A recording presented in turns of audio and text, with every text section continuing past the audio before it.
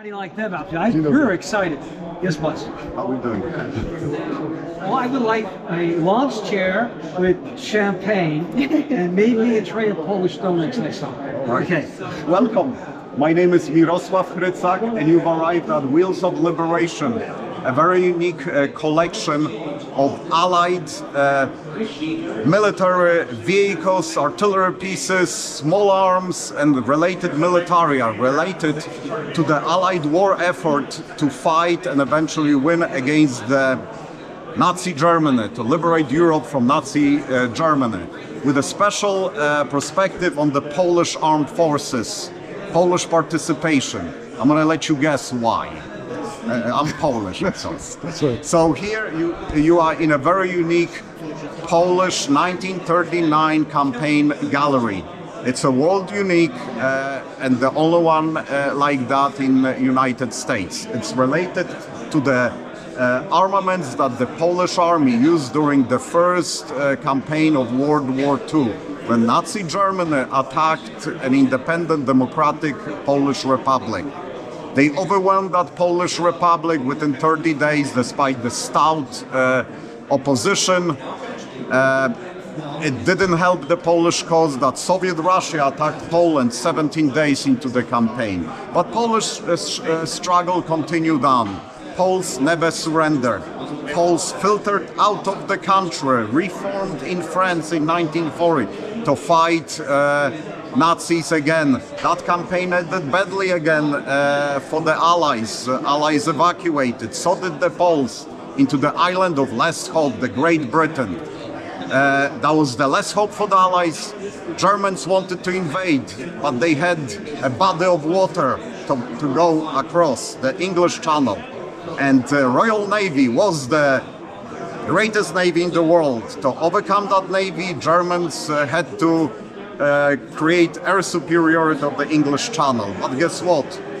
The thin red line that stood between that and their full domination of Europe was the Royal Air Force, their fighter planes, the Hurricanes and Spitfires. Polish Air Force was able to evacuate to Great Britain and greatly assist with the first defeat for the Nazis. The defeat of Nazis over the skies of Great Britain. My countrymen, Polish pilots and ground crew were responsible for shooting down 8% of all German planes. Actually, the Polish 303 Squadron was the highest scoring squadron of any nation during the Battle of Great Britain. Allied cause was saved because we were also there. We greatly contributed to that. World War II continued, so did the struggle against Germany. The only other theater left at that time was the North African campaign. Italians nearly got booted out of the Africa, but Germany landed their elite Africa Corps. They pushed British into Egypt, but the British denied them the critical port city of Tobruk. Germans needed supplies. They couldn't bring that supplies. They couldn't take over Suez canals because this critical port of Tobruk was denied to them. And yes, Poles were landed in Tobruk. They were there for 100 days. They helped with the breakout of the Tobruk, and Poles earned the right to be called the rats, the desert rats. We were there. The German Minister of Propaganda, Joseph Goebbels, with great disdain, called Polish soldiers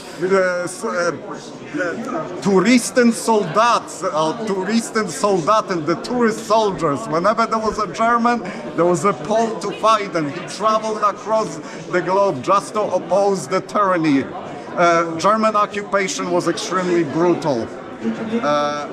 The underground army created to fight them was the largest underground army in occupied Europe. 400,000 combatants fought against Germany within occupied Poland. German repressions were absolutely bestial. Poland suffered the highest attrition rate of any combatant nation. Nearly 20% of Polish population was murdered or died during Second World War. No other nation suffered such great privations. Poles were outright murdered for most simple offenses, for bringing food from villages, for listening to the radio.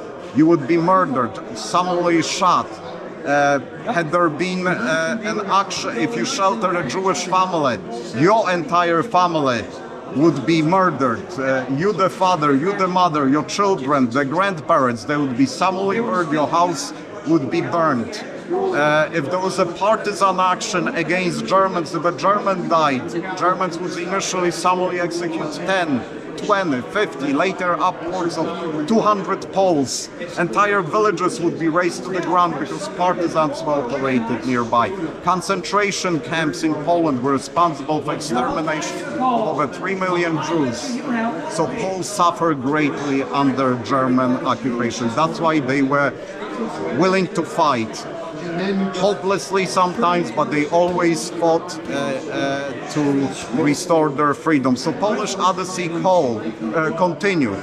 I mentioned Poland was also invaded by Soviet Russia. Just because Soviet Russia became the victor of World War II doesn't mean that they were that good or benign. Soviet regime was just as barbaric and inhumane as was the Nazi regime. And actually, up until June 1941, Soviet Russia and Nazi Germany were close military allies. The partition of Poland that happened after 1939 led to extremely brutal repression of Polish population, especially officers, doctors, lawyers, the so-called intelligentsia.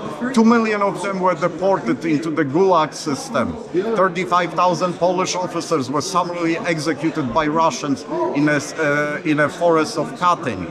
But when Germans attacked Soviet Russia, the enemy of your enemy might not have become your friend, but maybe an inconvenient ally. And that's what happened.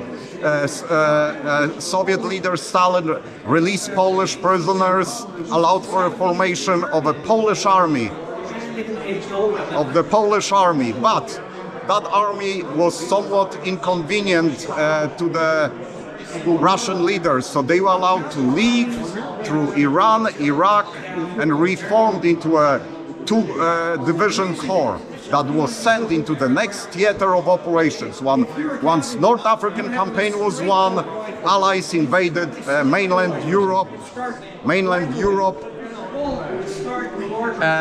through Sicily and Italy. So Italian peninsula has mountain ranges and it's a defender's paradise. Germans positioned in high mountains were able to defeat and hold off large Allied forces with very bloody results. So one of those lines, 80 miles south of Rome, was called the Gustav Line. For 3 months, Allies tried to break through with great losses. Americans, New Zealanders, French, Moroccans tried to break through without much success. But in May of 1944, the fourth attack was launched. The Polish Second Corps that formed from these malnourished, diseased ex-Gulag prisoners landed in Italy and participated in that critical breakthrough. At the pivotal point, linchpin of the German defensive lines was the abbey, a medieval abbey at Monte Cassino. Poles captured drew the German attention to their attack. They suffered greatly during the first attack, which allowed other troops, including British, to cross into the Liri Valley. Eventually, on May 18th, the Monte Cassino Abbey was captured by the Polish soldiers of the Second Corps. That led way to occupy Rome on June 4th, which American public learned on June 5th, just to forget about it the very next day, because Allies landed in Normandy. But it is our mission to preserve that memory of this obscure campaign that was extremely bloody, extremely important to the Allied effort. And again, my countrymen, Poles, participated in that campaign. So part of Poles that escaped from France after they participated in that failed campaign 1930s reformed in Great Britain. They formed an entire armored division. Now, better equipped than German average division. They landed on Normandy beaches 52 days after D-Day operation, so no, Poles did not fight on D-Day, but they participated in the final stages of the Normandy campaign. In August of 1944, Germans were already retreating out of Normandy. And Allies, unfortunately, couldn't fully close the gap, so they left this narrow 2-mile corridor at the Falaise Gap. So the Polish armored division was tasked to Cork to prevent German wholesale escape out of Normandy. Germans were desperate to escape, so some forward Polish elements were themselves surrounded by surrounded Germans. Polish forward observers, artillery observers, were calling fire missions in front of them, behind them, to the right of them, to the left of them. For 2 days was a very bloody struggle, but Germans were stopped, prevented from wholesale escaping out of Normandy. That engagement resulted in 10,000 German dead, 50,000 prisoners, and numerous wrecks of German materiel. When Eisenhower visited that battlefield, he was horrified. He equaled it to the Dante's Inferno. Not only you saw smoldering wrecks of German tanks and vehicles, you saw bloated carcasses of horses. Poles saw it as a payback for what was inflicted on the Polish army in 1939. Escaping Polish columns looked just like the escaping German columns.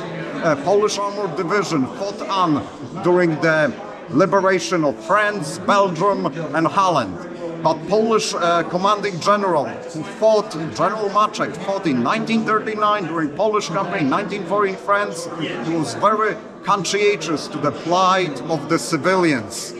What Germans did in Poland, they inflicted terrible casualties on Polish citizens while they were fighting through Poland.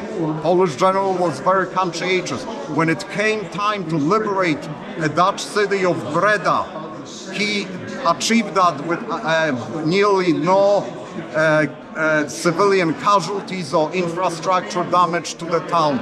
That is celebrated in Breda every year.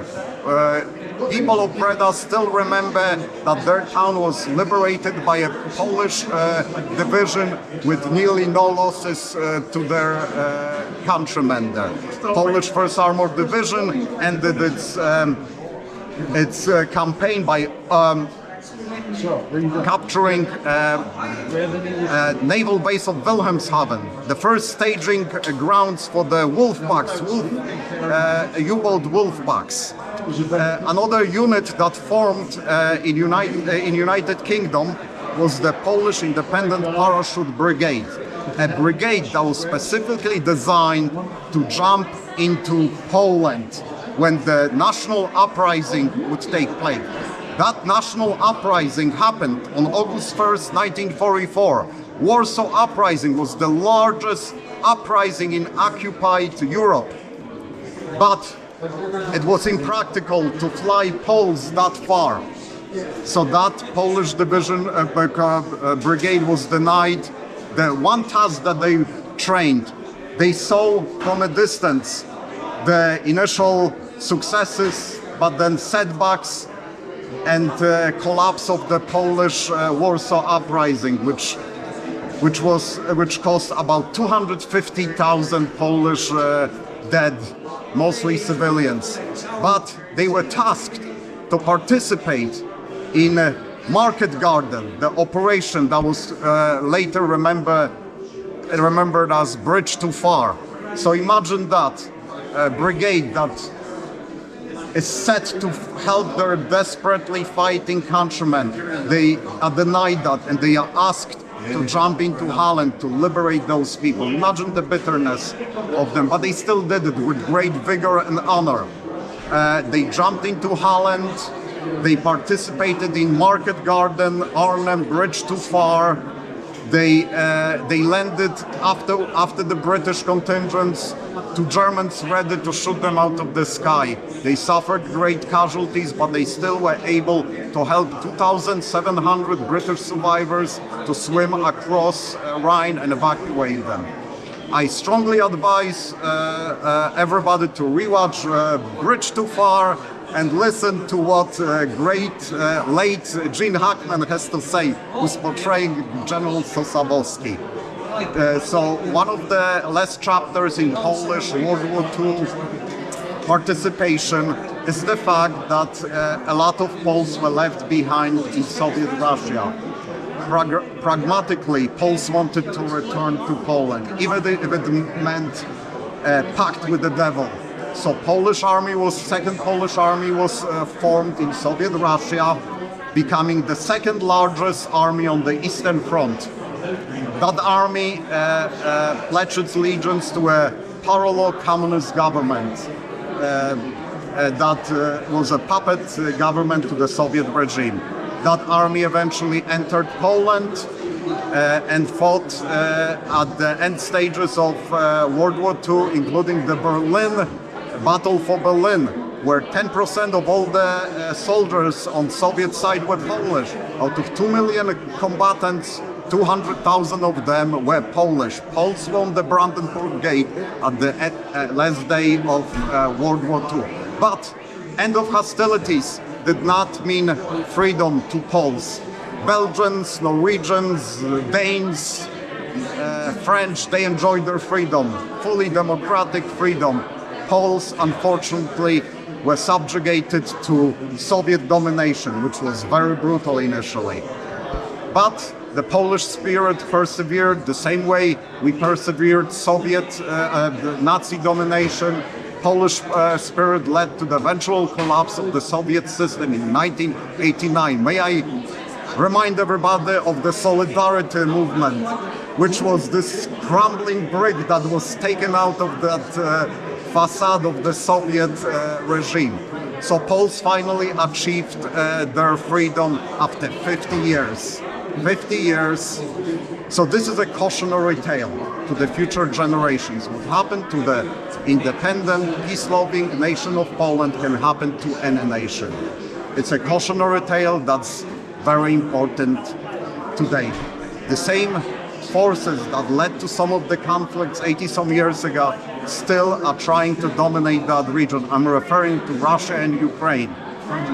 There was no political will to stop Nazis in 1939. World War II could have been averted.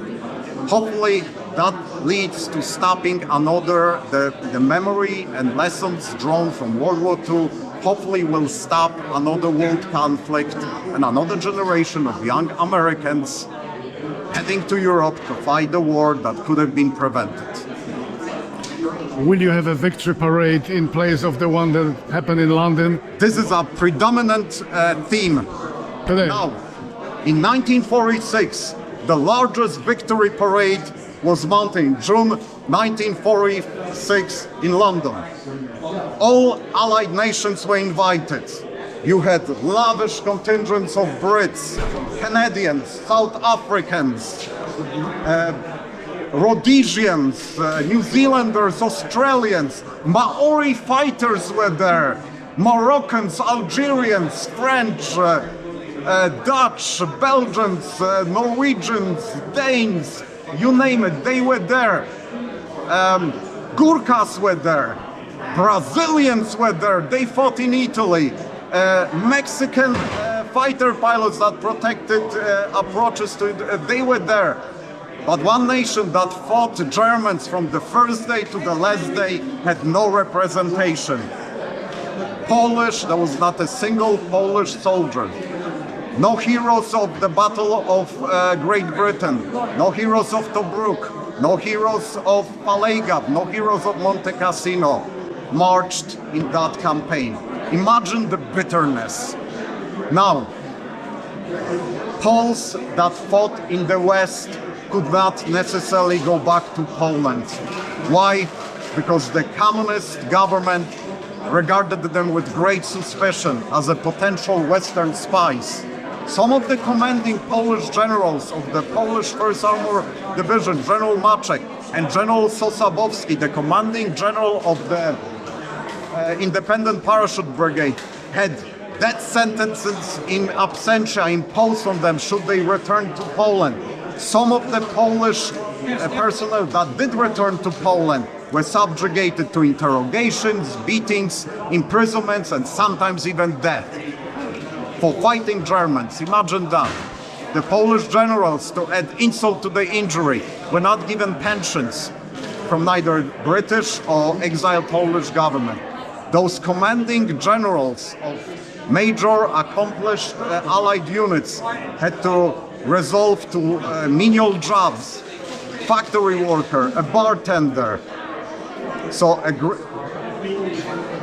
history of World War II is not as black and white as history books might suggest it. We are here to present that aspect, the hardships that were inflicted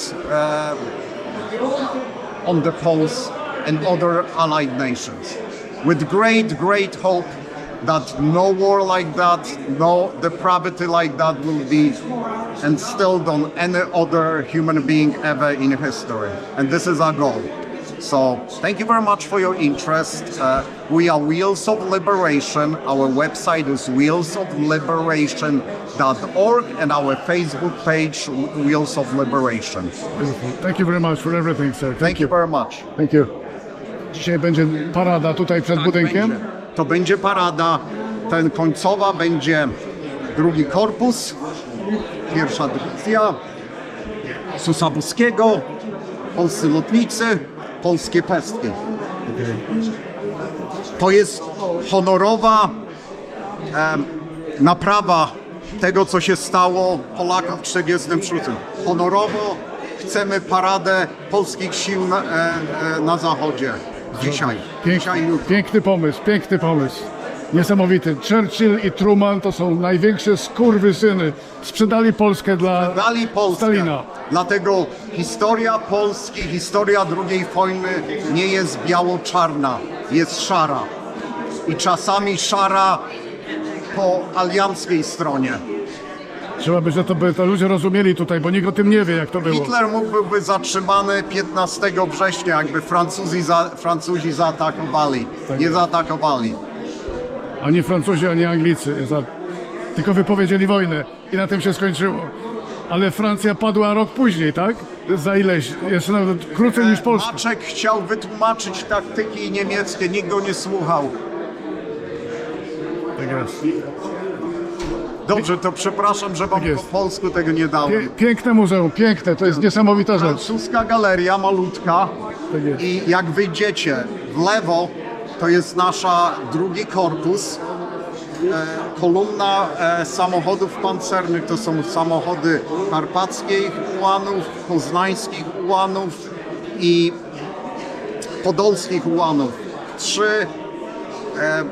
Trzy pułki rozpoznawcze drugiego korpusu.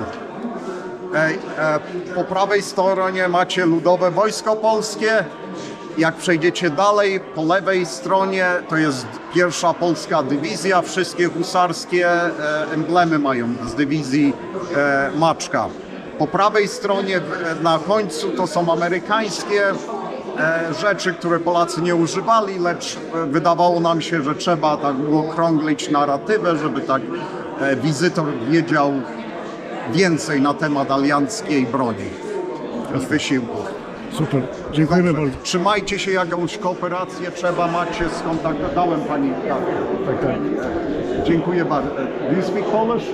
No. Oh, but I okay. understand you. Oh, good. But thank you.